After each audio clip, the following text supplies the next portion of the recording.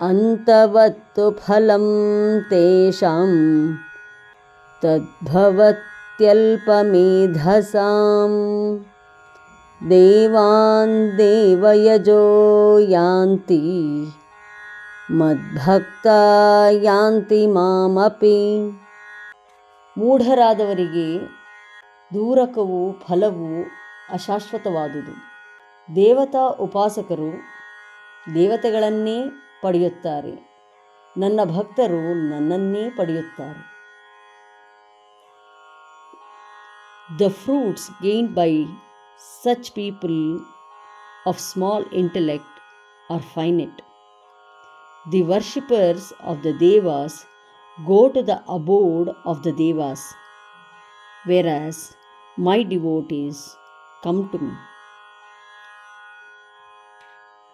ಅಂತವತ್ತು ಫಲಂ ತೇಷಾಂ ಅಂತವತ್ತು ಫಲಂ ತೇಷಾಂ ಅಂತವತ್ತು ಫಲಂ ತೇಷಾಂ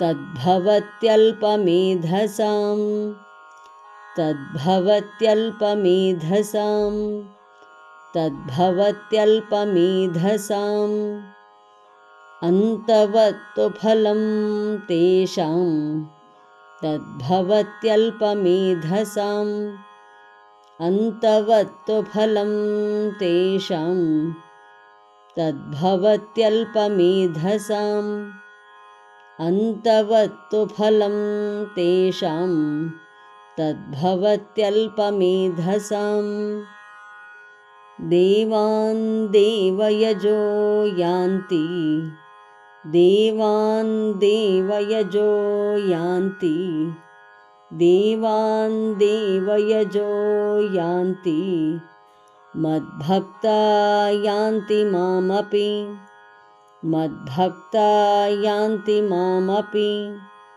ಮದ್ಭಕ್ತಾ ಯಾಂತಿ ಮಾಮಪಿ ದೇವಾನ್ ದೇವಯಜೋ ಯಾಂತಿ ಮದ್ಭಕ್ತಾ ಯಾಂತಿ ಮಾಮಪಿ ದೇವಾನ್ ದೇವಯಜೋ ಯಾಂತಿ ಮದ್ಭಕ್ತಾ ಯಾಂತಿ ಮಾಮಪಿ ದೇವಾನ್ ದೇವಯಜೋ ಯಾಂತಿ ಮದ್ಭಕ್ತಾ ಯಾಂತಿ ಮಾಮಪಿ ಅಂತವತ್ತು ಫಲಂ ತೇಷಾಂ ತದ್ಭವತ್ಯಲ್ಪಮೇಧಸಾಂ ದೇವಾನ್ ದೇವಯಜೋ ಯಾಂತಿ ಮದ್ಭಕ್ತಾ ಯಾಂತಿ ಮಾಮಪಿ ಅಂತವತ್ತು ಫಲಂ ತೇಷಾಂ ತದ್ಭವತ್ಯಲ್ಪಮೇಧಸಾಂ ದೇವಾನ್ ದೇವಯಜೋ ಯಾಂತು ಮದ್ಭಕ್ತಾ ಯಾಂತಿ ಮಾಮಪಿ ಅಂತವತ್ತು ಫಲಂ ತೇಷಾಂ ತದ್ಭವತ್ಯಲ್ಪಮೇಧಸಾಂ ದೇವಾನ್ ದೇವಯಜೋ ಯಾಂತಿ ಮದ್ಭಕ್ತಾ ಯಾಂತಿ ಮಾಮಪಿ. ಧನ್ಯವಾದ. ನಮಸ್ಕಾರ. ಶುಭವಾಗಲಿ.